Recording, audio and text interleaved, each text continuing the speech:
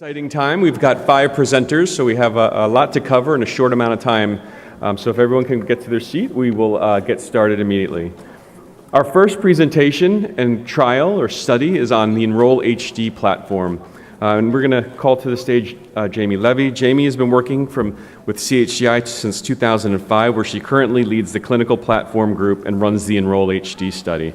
She also manages the European HD Network, or EHDN, a nonprofit clinical network funded by CHDI, where she's primarily responsible for the business and administration aspects of this network.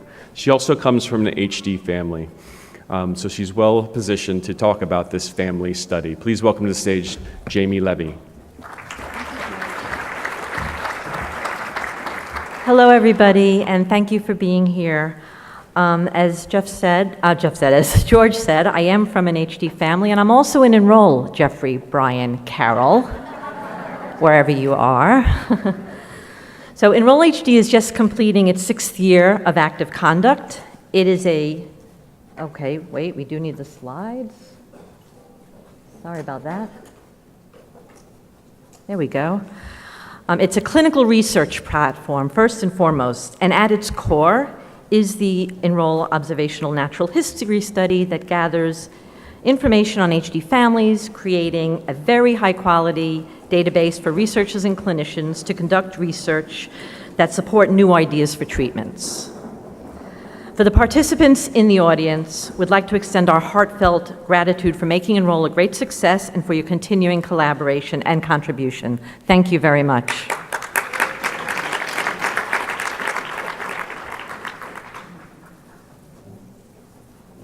just have to do this twice. Okay. The main objectives of Enroll are improving the design and expediting the recruitment and execution of clinical studies and trials. That's the first side of the triangle. We then have research, which is improving the understanding of HD and identify factors influencing disease progression. And we also have care, which is a very important part of the platform. It fosters good clinical care, the conduct of Enroll, and helping improve the health of people with Huntington's disease. The Enroll database, along with its predecessor study, has supported the feasibility and recruitment of several clinical trials and continues to do so. It's a valuable and useful platform to assist clinical trial sponsors to improve the design and conduct of trials. The data and samples that have been collected in Enroll have been used for almost 200 research studies. One example of data and sample use are the genome-wide association studies that show genetic modifiers other than the CAG repeat that may alter the course of the disease. Another example of using the data to analyze the factors that may contribute to cognitive decline in pre-manifest and early HD. You can hear more about this afternoon at 2:45 in my colleague Amrita's session on how participant data is used, so come and listen. The Enroll HD platform serves the entire HD community. It's hard to turn like this. It's global, it's large scale, it's fully integrated, it's actively monitored, and it's diversified, and it represents all HD families worldwide. You can choose your destiny. We are convinced that we could create our future by participating in research. We have a good legacy. By joining the research effort, you positively contribute to your future. With this good legacy, we are achieving its goal in working with the HD community. The current environment, as you've been hearing and we'll hear more later today, is exceptional for HD research. We now have state-of-the-art technology which will continue to advance to support research need in science, culminating in the great product that is the Enroll HD platform. So this is a quick look at the current study status. There are 18 countries on 4 continents, 153 active sites. We have about another 45 so in startup. And there are approximately 1,600 active participants. And you can see the breakdown by region there. And now we have by category, and this leads into the new strategy for Enroll. We've been collecting all this data and samples for 6 years now, and our goal is to respond to the needs of the research and the science, and what can we do to help. So the current participation, as you can see, has manifest as the majority, which is the way it should be. Pre-manifest, however, and the unknown is only 18 and 10%. Our goal in the next few years is to increase the pre-manifest to about 40%. That also includes at-risk people, those that are unknown. So we're really trying to encourage people that are at risk or that are pre-manifest to participate in the Enroll study, because that data is going to be remarkably useful for ongoing and future research. So the new strategy is about recruitment first and foremost, to increase recruitment and participation of pre-manifest and early stage participants. Also utilizing technologies like mobile technologies. We're currently looking at, we're analyzing and assessing different mobile technologies to see what is the best for the research community. And the idea is to have making data collection a little bit easier for families, because not everybody wants to go to clinic, especially when they're not yet symptomatic, and people that may live in remote areas that cannot easily get to clinic. And the last part of the strategy is trying to reduce burden for the people that are in the more advanced, moderate to advancing stages of disease. It does get burdensome to conduct a 2-hour visit in the Enroll study. We don't want people driving long distances to go to the study, so we're trying to find an easier step-down battery, and that's what we're currently working on. So the recruitment strategies are twofold. One is site-centric, and that is for the sites to become more connected. Many of them already are, or already integrate genetic counseling and testing centers in their sites, but there are some that are a little bit more disconnected. We're hoping we can improve that. Also for the sites to be reaching out to support groups and to other outreach activities by the clinics. Again, many do, but there are some that don't, so we're trying to make sure that those types of recruitment strategies are implemented regularly. And the other side is through the participants. We have these great youth organizations, the NYA, HDO, and through social media, they're able to do a participant-centric recruitment by getting out there and being ambassadors for participating in research. So this speaks to the mobile technologies we're currently assessing, and we hope it will extend the reach of Enroll HD, so this way people don't have to go into the clinic. And it is an active process of development, and it's coming soon. So it should be easy to use, not burdensome, sensitive to measuring pre-manifest symptoms and disease progression, comprehensive and validated for HD, guaranteeing collection of objective data in remote environments, and tying together to the data collected on site. Enroll Light is a protocol that will transition participants that are in moderate to late stages diseases into the Enroll Light protocol. It is going to be piloted first in a select few sites over the next year or so, and then we're hoping to either have a separate study or incorporate it into the next version of Enroll. So it'll be adapted, more suitable for moderate to late stage HD. It'll be lightweight, shorter visits, reduced time. Convenient, some of it will be phone visits. And refitted, no biosamples. And I know that disappoints people because everyone loves to give blood.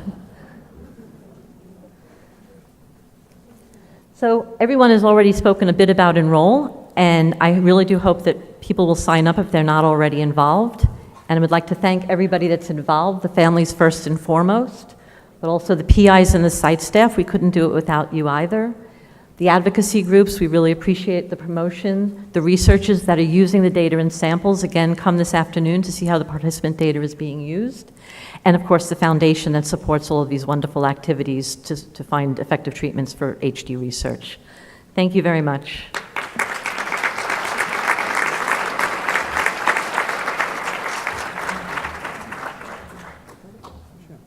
Are there any questions for Jamie? No, everybody's eating. Well, she'll be here, so come up if you have questions. So moving on.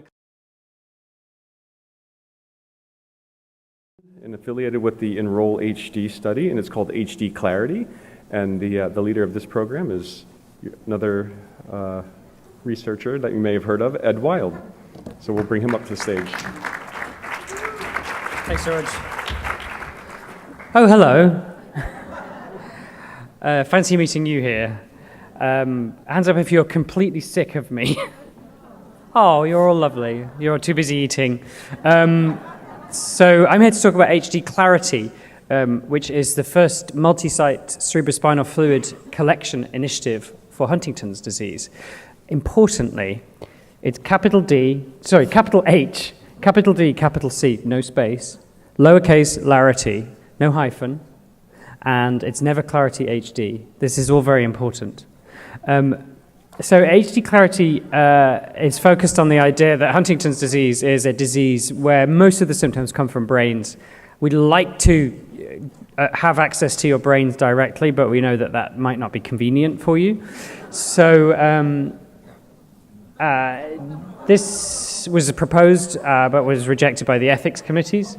So instead, we've heard already about cerebrospinal fluid, CSF, or spinal fluid, and this is the clear liquid. It's highlighted in red here, but it's clear in real life, and it surrounds the brain. But at the base of the spine, you can stick a needle in, and the fluid just drips out, and it's safe and painless in most cases, and very well tolerated. It looks like gin, or vodka, or mezcal, or any of those clear liquids. I suppose you could compare it to water, but... So we have about 120 to 150 milliliters of CSF in our nervous system. It's produced at 20 milliliters an hour. We replace our entire volume of CSF 3 times a day. So you've already done it once today, and you'll do it again 2 more times before bed. And 20% of the stuff, the protein and other stuff in the CSF, comes from the brain. So it gives us really important information about what's happening chemically in the brain. And we've heard clearly one very important example of that today, which was that we looked in the spinal fluid of the people in the Huntington lowering trial, and that was how we knew that the drug was working. So lumbar puncture and spinal tap are the same thing. It's a lot like tapping a maple tree. The video's not going to work, but it's a lot like tapping a maple tree. This is what it looks like while it's being done, and that was my 3rd lumbar puncture. This is the fluid. It's clear and it looks cool, and holding your own spinal fluid is a very good selfie opportunity. These are some of the people in London who've donated CSF for HD research, and this was the example of Huntington lowering detected in CSF. If we had more CSF, HD research would happen more quickly. We'd be able to study the brain and the nervous system in patients, and we'd be able to use this information from CSF to develop new treatments and then test those treatments. And that's the purpose of HD Clarity, to generate a really good bank of CSF, a biobank of CSF from as many people as possible, and use it to study Huntington's disease and stop when we don't need it anymore. And then people have collected CSF a few times before, including me, in Huntington's disease, but one of the big issues has been it hasn't been standardized. And if 2 different sites are collecting CSF in 2 different ways, it can make those samples impossible to compare to each other. And the other thing that's been missing from previous CSF collections is that the data that was collected about the participants wasn't collected in the same way and wasn't standardized. And again, that makes it very difficult to use that CSF for research. So HD Clarity aimed to solve these problems by standardizing everything across sites. And how it works is that there's a screening period, which is between 0 and 30 days. So if you like, and if the site can accommodate it, you can do everything pretty close together, or you can spread it out at your convenience. A sampling visit, so that's a lumbar puncture. And then you're followed up within the next couple of days with a phone call to make sure you're doing okay. And then if you want to, you may be invited to come back between 4 and 7 weeks later to have a second lumbar puncture, which will be exactly the same as the first one. And that gives us information about how things change over short intervals. 56 days is 6 weeks, not 7 weeks. So that's an optional repeat sampling. But if you only want to do it once, that's absolutely fine. The way that we standardize everything really well for HD Clarity is it's linked to the Enroll HD platform. So Enroll HD, as we've heard from Jamie, has really revolutionized the way we collect data in clinical studies in HD, and HD Clarity is one of the first platform studies. So people sign up for Enroll HD, And all of the data that we need about the clinical picture, medications, family history, CAG repeat length, that's all available already through Enroll HD. And that means that the additional burden of collecting the CSF is relatively minimal. We don't have to repeat all of the assessments. So this is the platform for HD Clarity. But it means that sites, in order to take part in Clarity, the site first has to be up and running with Enroll HD, and the participants have to be Enroll HD participants as well. But if you're not an Enroll HD participant, as long as you go to a site that's running Enroll and Clarity, you can sign up for Enroll HD, and then you can take part in Clarity all in one go. So if you're not already, in other words, you don't have to be an Enroll participant now to take part in Clarity. It's funded and supported by CHDI Foundation, sponsored by my institution, UCL, where the central coordination is at the Huntington's Disease Center. Enroll HD is the platform, and BioRep in Italy provides the equipment that we use and stores all of the samples. At the moment, it's going really well. We've been up and running for about 18 months. We have 4 countries, 12 sites. We've had nearly 300 sampling visits, of which 89 were repeat samplings. We've already approved and either given CSF to or about to give CSF to 11 scientific research projects that could not have happened if it weren't for HD Clarity. And this is just the beginning. So this is what it looks like globally. These are our sites. So sites that are currently active are in dark blue. Central coordination and lots of active sites in the UK, and the light blue are countries where we have sites in assessment or sites in enrollment.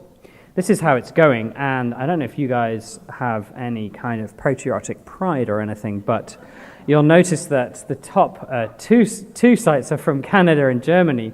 Johns Hopkins is doing really well, and to be fair, these sites have been up and running longer, but two sites in the US at the moment are Johns Hopkins and Wake Forest, led by Francis Walker. Plenty of sites in the UK and Germany, and overall, the things are really ramping up. So these are active sites in the US, and these are the sites in setup in the US. Georgetown, Rush, Rocky Mountain, Iowa, Duke, Cleveland Clinic, and these 3 sites in California are all either in assessment or undergoing site startup procedures, and will hopefully be up and running soon. And this is the size of a small neurologist. These are the types of champagne bottle, and when we started it, we wanted to fill one of these 18-liter Melchior bottles.